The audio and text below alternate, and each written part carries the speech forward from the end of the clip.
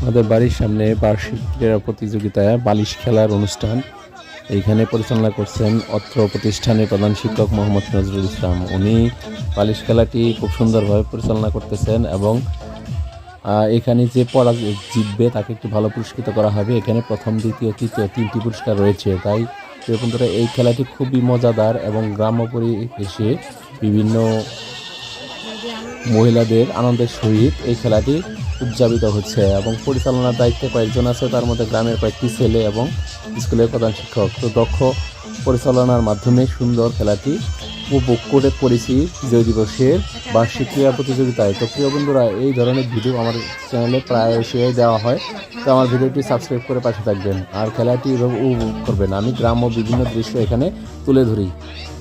এই যে বাবা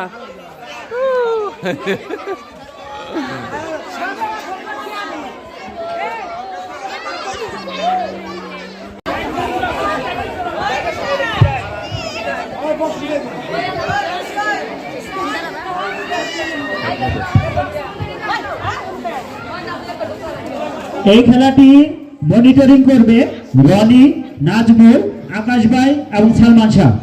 বাকি অন্যরা যে যাই বলেন তাদের কিন্তু কথা